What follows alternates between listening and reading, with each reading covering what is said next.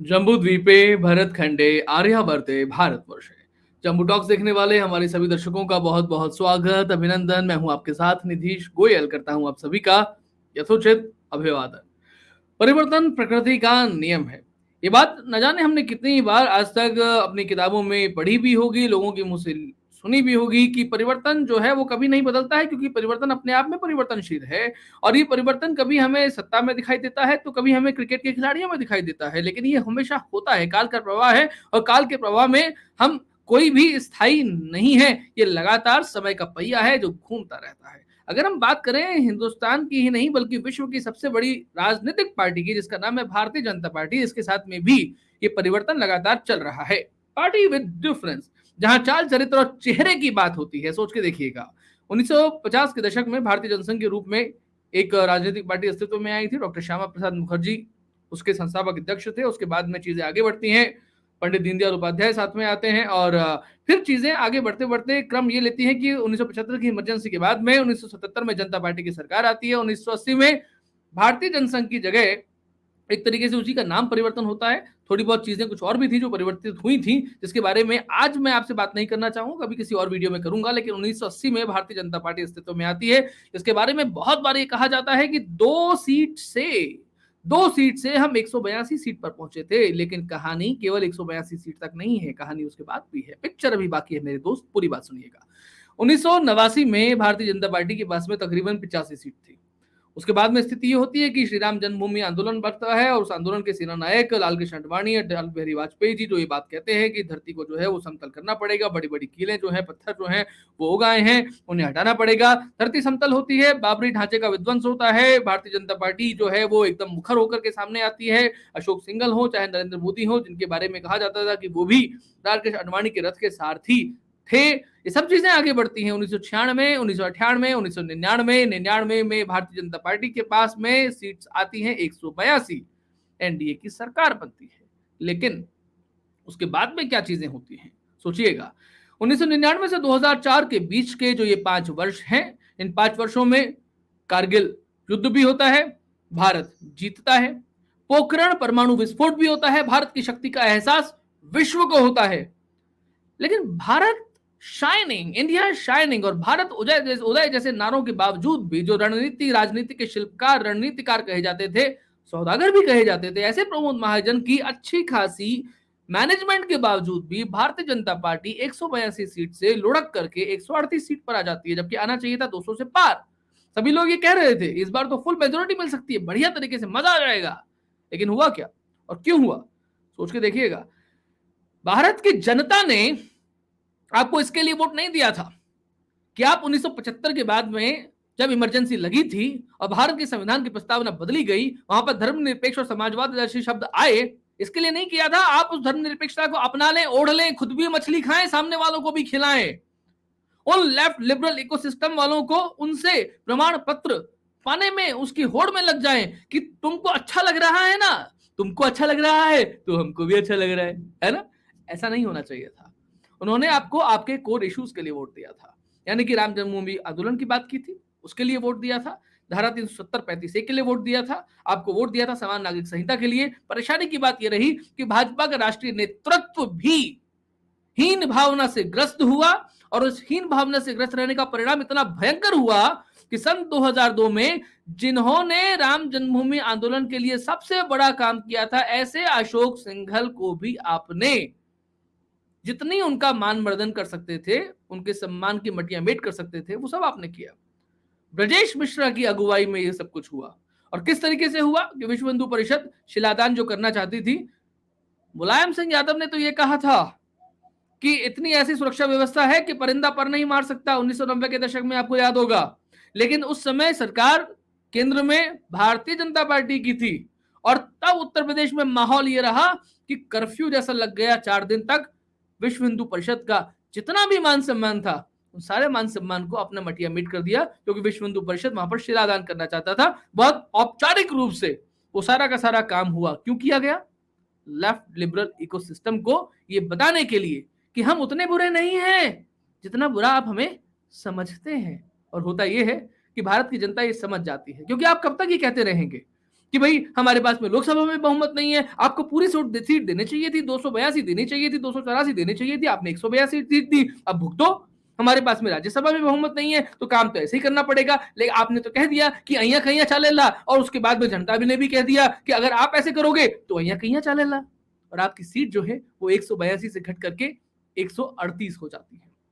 लेकिन क्या आप तब भी माने? वो तो भला हो इस समय लालकृष्ण आडवाणी जी का, जिन्होंने आज के जो प्रधानमंत्री नरेंद्र मोदी गोवा की राष्ट्रीय कार्यकारिणी की बैठक में उन्हें गुजरात के सीएम पद से हटने के लिए जो है मजबूर तकरीबन कर दिया गया था वाजपेयी जी के द्वारा। आडवाणी जी ने उस एक तरीके से उस जजमेंट को, उस डिसीजन को रोक लिया और आज के प्रधानमंत्री तब के मुख्यमंत्री बने रह गए। लेकिन उन लालकृष्ण आडवाणी को भी न जाने क्यों वाजपेयी बनने का एक हुनर जो है वो आ गया था। उन्होंने येदियुरप्पा से इस्तीफा मांगा, कर्नाटक जो कि दक्षिण में भारत के लिए प्रवेश द्वार था, वहां से इस्तीफा मांगा गया।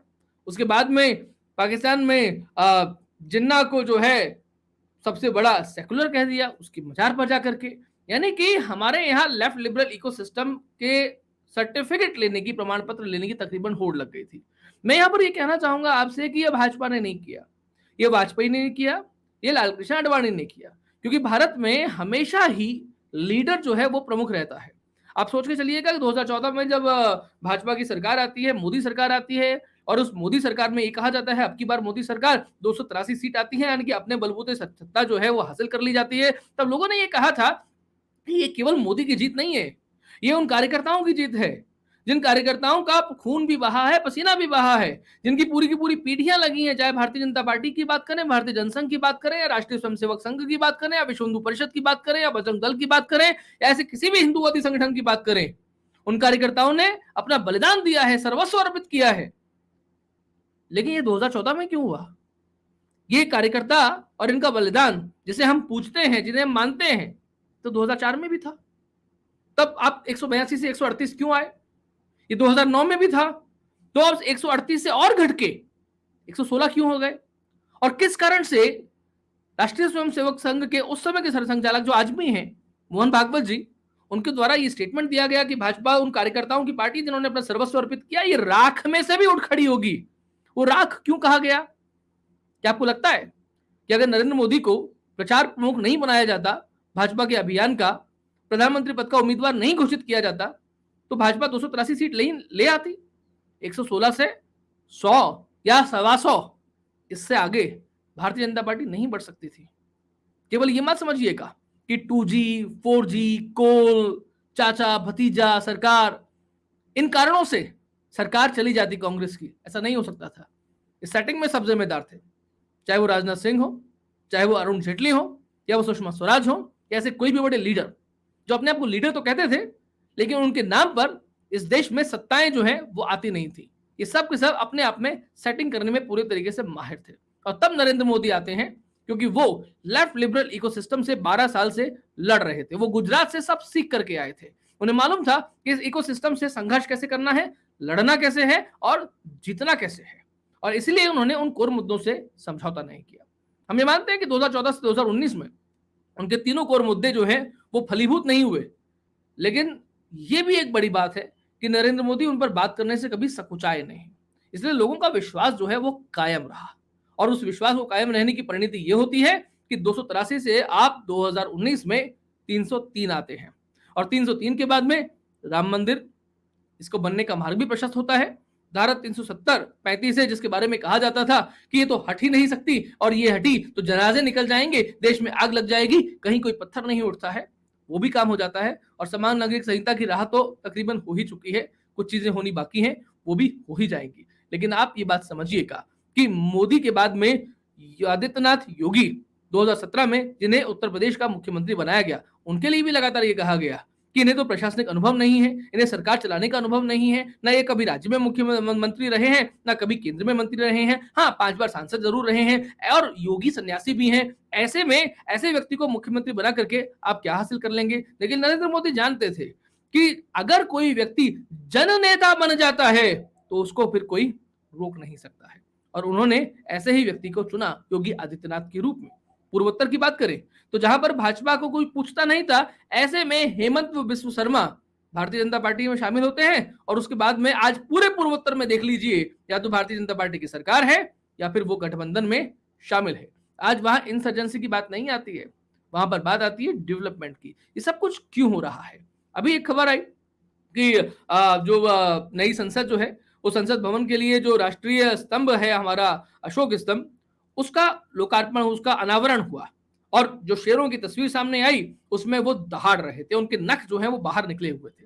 एक बड़ी सुंदर तस्वीर थी जिसमें आगे की तरफ की वो 3 शेर दिख रहे हैं, पीछे वाला शेर जो है वो नजर नहीं आता, लेकिन 4 शेर हमें नजर एक तरीके से आ रहे थे, बल्कि यूं कहूं कि 5 शेर नजर आ रहे थे।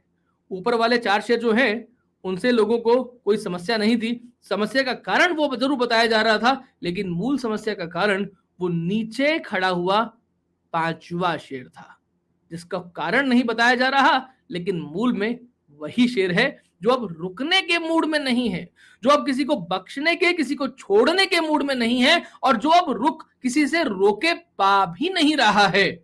समस्या लोगों की वहां आ गई है, क्योंकि अब नरेंद्र मोदी के नेतृत्व में इस सरकार ने झुकना जरा कम कर दिया है, झुकना जरा छोड़ दिया है।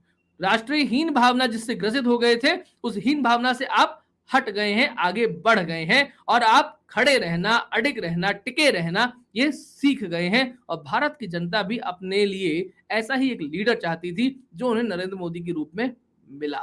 इसलिए वो राष्ट्रीय स्तंभ, अशोक स्तंभ जो है, उनके 4 शेरों से नहीं बल्कि नीचे खड़े 5वें शेर से घबरा रहे थे। भारत की राजनीति में किसी को भी आगे बढ़ना है तो उसे जननेता तो बनना पड़ेगा, और साथ ही उसे अपने कोर मुद्दों पर टिकना पड़ेगा, अडिग रहना पड़ेगा। उसके अलावा आपके लिए कोई विकल्प नहीं है।